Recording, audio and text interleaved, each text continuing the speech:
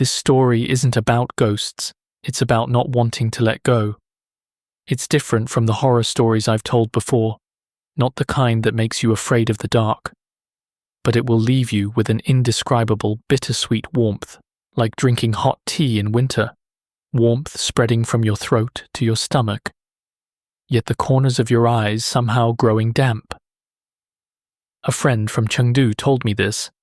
He said it transformed his understanding of home. Some people, after they die, don't go to heaven or hell.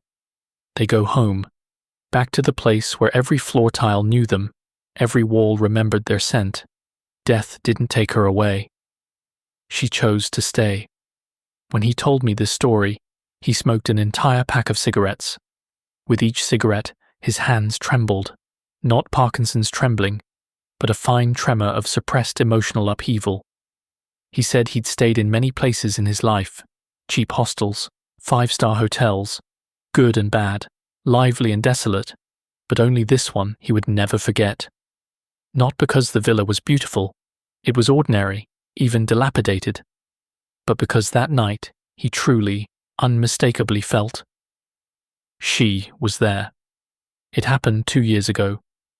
He and 3 friends took a road trip. At an ancient town near Chengdu, they found accommodation online. A standalone villa, 4 rooms, 288 yuan per night. Suspiciously cheap. The platform had only 6 reviews, all 5 stars. One read, "Very clean. Didn't see any cleaning staff, but the place was spotless." Another, "At night it seemed like someone was sweeping. When I looked, the courtyard was empty. Maybe my imagination." They booked it. The villa sat at the end of a narrow alley. The outer wall was old green brick covered in ivy. A massive osmanthus tree dominated the courtyard, its branches spreading like a canopy.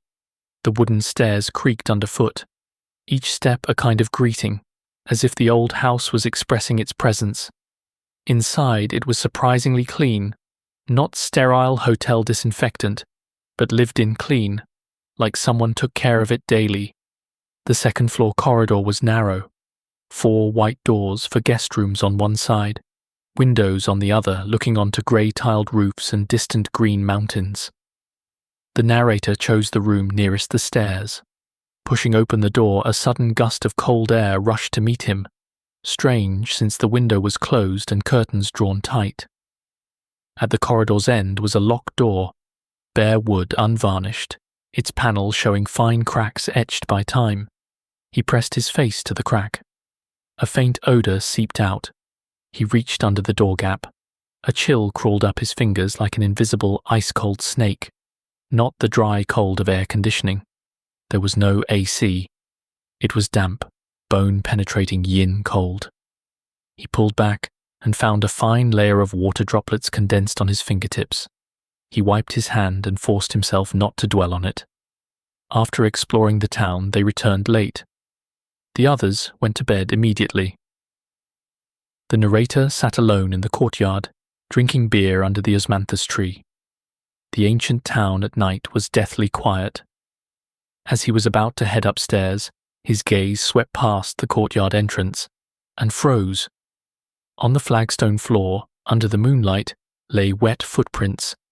Neat human footprints, toes pointing toward the villa, spaced every 30 centimeters, from the base of the courtyard wall all the way to the front door, still wet, faintly gleaming white. As if someone had climbed over the wall, barefoot, soaking wet, and walked unhurriedly inside. Chengdu hadn't seen rain for a week. The most recent rainfall was 8 days ago. This ancient town, no rain yesterday, the day before or 3 days before. Today, cloudless, brilliant sunshine. Then where did this water come from? He didn't dare think further. He drew the curtains and retreated to the bed. He wanted to message a friend, but put the phone down. 3 in the morning, waking someone to say, "There are wet footprints in the courtyard," sounded like a joke. He sat clutching the blanket, staring at the room door, listening to his own heartbeat. Thump, thump, thump, beating like a frog in a glass jar. He didn't dare check whether the door was locked. He remembered locking it, was certain. But if he walked over and found it unlocked, His heart couldn't handle that. So he sat wide-eyed in darkness until the first grey dawn squeezed through the curtain gap. At breakfast, he told the others. They laughed it off. Too much beer, imagination running wild. So he dropped it. But that night, after everyone was asleep, he heard it. At first he thought it was wind, the sound of something brushing against the ground, light and regular. But there was no wind. He crept to the window, parted the curtain a finger's width, and his blood ran cold. Under the osmanthus tree stood an old woman, back bent, holding a broom, sweeping. Not a ghostly, translucent figure, solid, real, dressed in a faded blue floral jacket, the kind elderly women in Sichuan villages wear.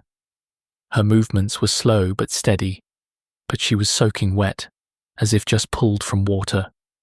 Water dripping from her hair, her clothes, pooling on the flagstones she'd just swept. Then a hoarse voice came from outside the courtyard wall. "Old woman, time to come home." The sweeping stopped.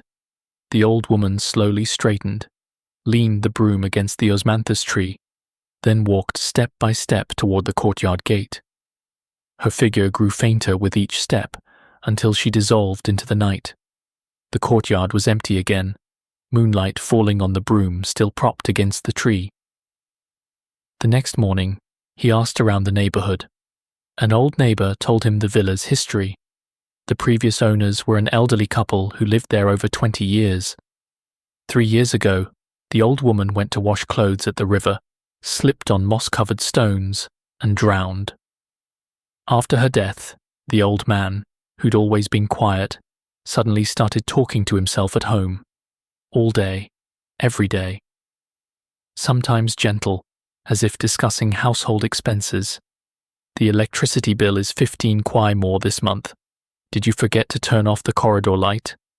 Sometimes choked up. "I'm so miserable here alone. Why didn't you take me with you?" Sometimes even smiling.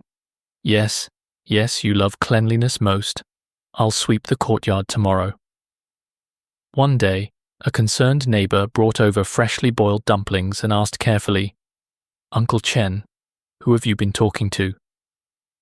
The old man's murky eyes flashed with strange light, certainty, conviction, even sweetness.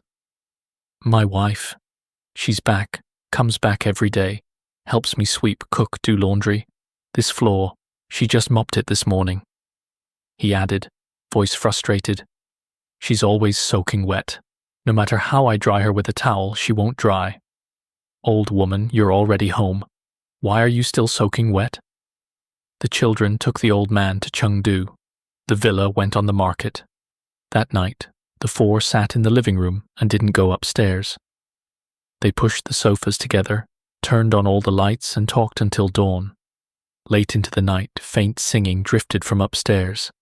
The melody was ancient, no pop song, nothing their parents' generation would know.